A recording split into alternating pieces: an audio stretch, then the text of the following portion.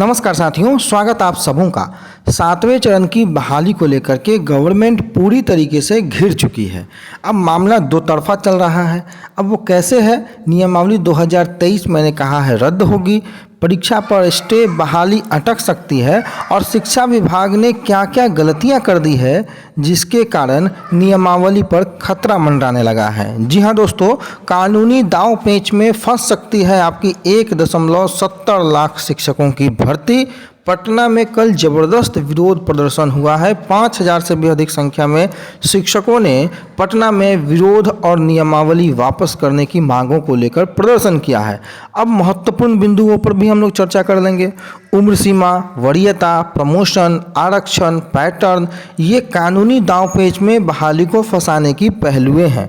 लेकिन दूसरी ओर सड़कों पर भी प्रदर्शन के साथ सरकार पर चौतरफा दबाव बनाया जा रहा है और एक ही मांग है। और वो मांग क्या है? आप देख सकते हैं कि ये सारण जिले की मैं बात कर रहा हूँ। पटना में तो खैर हजारों हजार की संख्या में शिक्षकों ने पटना जो है वो घेर लिया था और एक ही मांग को लेकर के कि भाई नियमावली को वापस किया जाए। एमएलसी साहब को भी आप देख रहे हैं, साथ ही साथ शिक्षकों के साथ इनके सुर में सुर मिलाते हुए नजर आ रहे हैं। आफाक अहमद ये हैं, छपरा के जो एमएलसी हैं, वो आपके स्क्रीन के सामने दिख भी रहे होंगे। और इनकी मांग जो है वो एक ही है कि शिक्षकों की जो नियमावली है उसको बदला जाए। नहीं चाहिए ऐसी नियमावली और बगैर परीक्षा लिए बिना शर्त राज्यकर्मी का दर्जा दिया जाए। देखिए एकता कितनी है शिक्षकों में। एक सुर से ये लोग अपने डे 1 से मांग को रख रहे हैं कि भैया हम परीक्षा नहीं देंगे। लेकिन कई जो शिक्षक अभ्यर्थी हैं वो आपस में बटे पड़े हैं। किन्हीं को लगता है कि वो परीक्षा देना उचित है, किन्हीं को लगता है कि परीक्षा नहीं देना उचित है। तो आप लोगों को भी ये डिसाइड करना पड़ेगा और अपनी मांगों के साथ पुरजोर तरीके से नियमावली में संशोधन की बातें करनी पड़ेंगी कि भाई 7वें चरण के अभ्यर्थियों को इस नियमावली से मुक्त रखा जाए। आप भविष्य में ऐसी प्रक्रिया लाएं, लेकिन चूंकि 4 वर्षों का इंतजार जो अभ्यर्थियों का है, इस विश्वासघात को सरकार को नहीं करना चाहिए। अब हम पूरी खबर आपको दिखाते हैं कैसे कानूनी दांवपेच में तमाम प्रक्रियाएं फंस सकती हैं, कौन कौन सी गलतियां शिक्षा विभाग ने की हैं। तो आप ये देखिए, हाई कोर्ट में जो है वो गर्मी की छुट्टी के ठीक पहले याचिका दायर हो चुकी है। और ऐसी बात नहीं है कि केवल एक याचिका दायर हुई है कई याचिकाओं के साथ पटना हाई कोर्ट, अब हालांकि गर्मी की छुट्टियां हो चुकी हैं लेकिन कई याचिकाएं दायर हो चुकी हैं। लिस्टिंग 1 माह के बाद आपको संभव है, हालांकि तब तक वैकेंसी आ जाएगी। लेकिन कानूनी दांवपेच में फंस सकता है आपकी बहाली।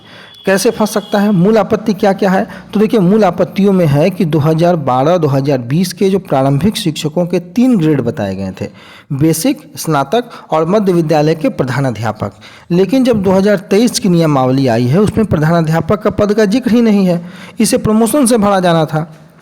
पहली आपत्ति, प्रोन्नति का कोई प्रावधान नहीं है इस नियमावली में। सभी सीटों को सीधी भर्ती से भरने की बात है, जबकि जो पूर्व की नियमावली थी उसमें 50% पद प्रमोशन से भर जाते थे और आज तक उसी आधार पर बहालियाँ होती आई हैं।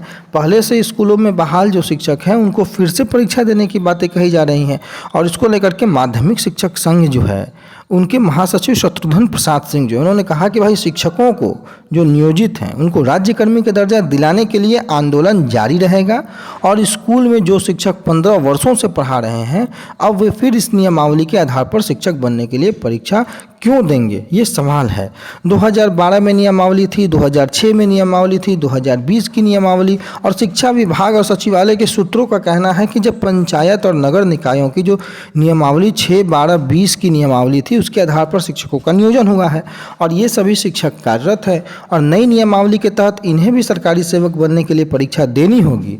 पुरानी नियमावली इसीलिए समाप्त नहीं की गई है क्योंकि ऐसा होने पर उपरोक्त नियमावलियों के आधार पर नियोजित शिक्षकों की कोटि के संचालन का जो प्राधिकार है वो ही खत्म हो जाता। तो वैधानिक संकट, तो शिक्षा विभाग अपने इस वैधानिक संकट से बचने के लिए एक नए वैधानिक संकट को उत्पन्न कर दी है। अब इस नए वैधानिक संकट में कई प्रकार के दांवपेच, जो कानूनी दांवपेच हैं, अब वो शुरू हो चुके हैं। जो हाई कोर्ट के सीनियर वकील दीनू कुमार के अनुसार कि जो लगभग 2.25 लाख शिक्षकों की भर्ती के लिए नई नियमावली बनाने से पहले पंचायत और नगर निकाय शिक्षक बहाल करने की जो नियमावली उसको समाप्त भी नहीं किया गया है। एक साथ कई नियमावलियों को आप स्टैंड कर रहे हैं, तो ये सबसे पहला वैधानिक दिक्कत आपको देखने को मिलेगा। दूसरा दिक्कत है कि संविधान के तहत अगर पंचायत और नगर निकायों के स्कूलों में जो शिक्षक भर्ती का अधिकार अगर उनको दिया गया था, तो नई नियमावली का ड्राफ्ट पब्लिक डोमेन में रखकर आपत्ति भी क्यों नहीं ली गई।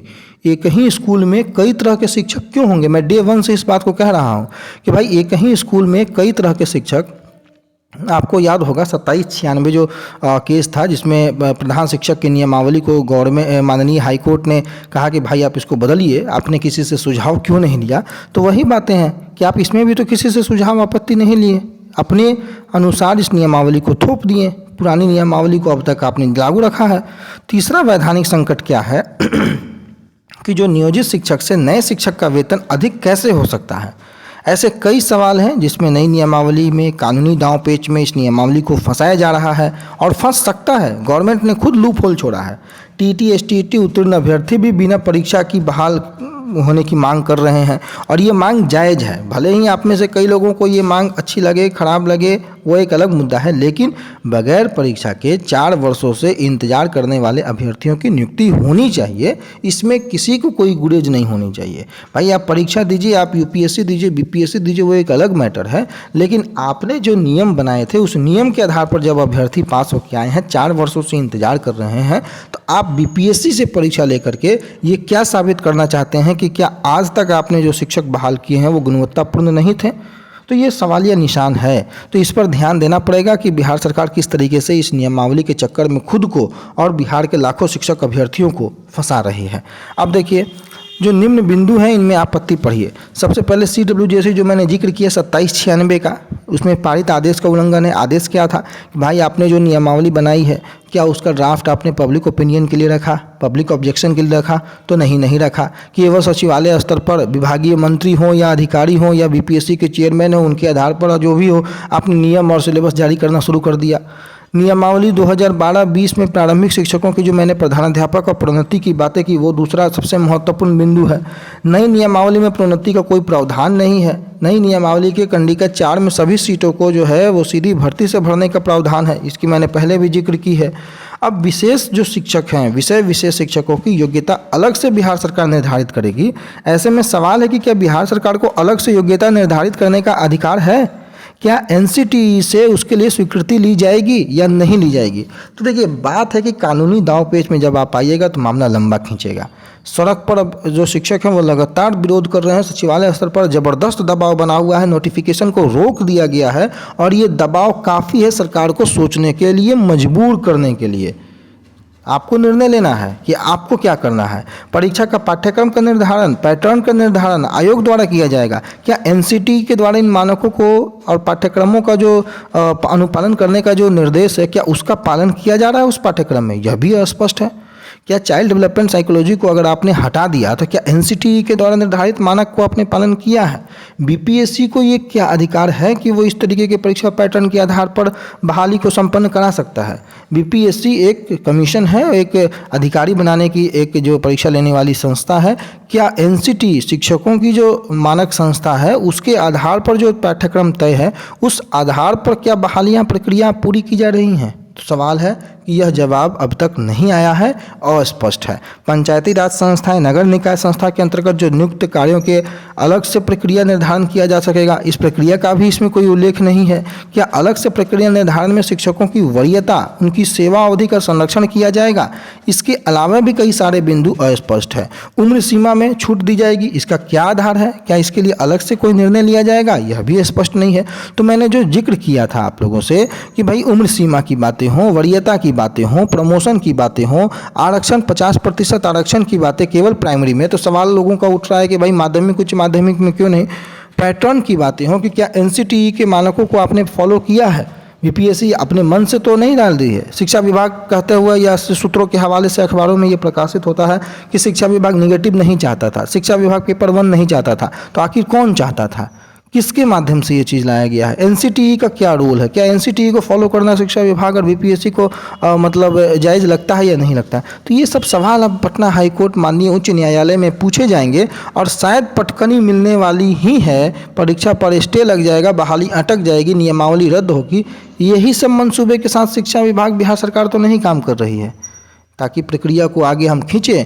आगे चुनाव 2024-2025 का है, हम तो यही कहेंगे कि हम तो बहाली करना चाहते थे, लेकिन माननीय हाई कोर्ट के निर्देश के अनुसार इस बहाली की प्रक्रिया पर स्टे लगा हुआ है, इसलिए हम कुछ नहीं कर सकते हैं। बाकी फैसला आपको लेना है, निर्णय आपको करना है। मैंने हर खबर से आपको रूबरू कराया है। आपकी जो राय हो आप कमेंट बॉक्स में ज़रूर दीजिएगा। मैंने अपनी राय, मैंने अपने विचार को आपके सामने व्यक्त किया है। धन्यवाद।